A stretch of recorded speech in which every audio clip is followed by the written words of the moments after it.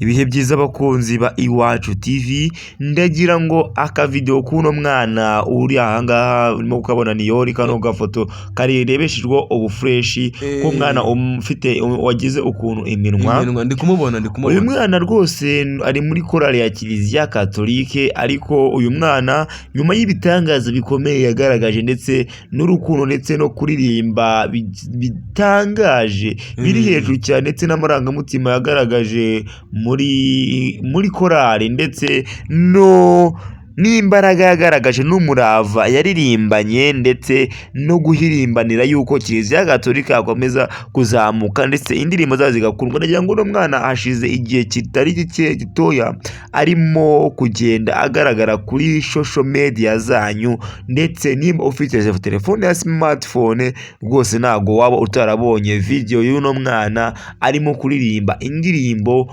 isingiza Bikira Mariya. Uyu mwana bitewe n'ukuntu yabikoze ndetse bitewe n'uko yagiye abikora n'umurava yari yagaragaje, umuryango wa Kiliziya Gatolike mu Rwanda wavuze yuko uno mwana ugomba kumuhindura ubuzima nk'uko byagiye bigaragara.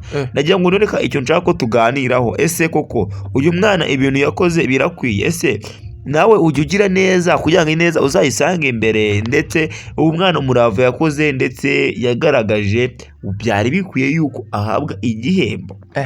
ariko jewe nabonye akavideo ke nanjye kuri TikTok arimo araririmba. Uyu mwana rwose pe akwiye igihembo, akwiye guhindurirwa ubuzima pe.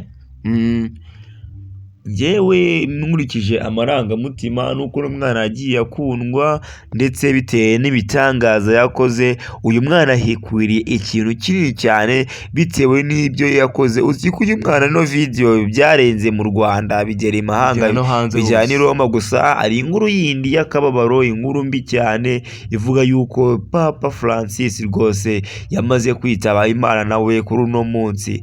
Ndagira ngo Imana izamuhe iruhuko ridashira kandi Bikira Mariya yakoreye azamusange amusanganize. Gusa nyine nta kundi umuryango wa Kiliziya Gatolike mu Rwanda ndetse n'imahanga mbaye nawifuriza gukomera ndetse no gukomera mu mihigo ndetse no kwihanganira urupfu rw'umupapa wabo Francis.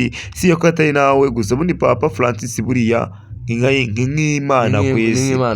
Papa Francis ameze nk'Imana ku isi, nk'Imana yapfuye ariko nyine yatabarutse, kandi n'ukwihangana bibaho mu buzima. Ino si byayo si fe yawe, tuzaza nawe uzaza ugende nanjye nze ngende, niko iby'isi bimeze. Gusa n'ukwihangana, kandi uno mwana nawe Imana ikomeze imufashe mu byo akora, imukomeze imuteze imbere, kandi ibyo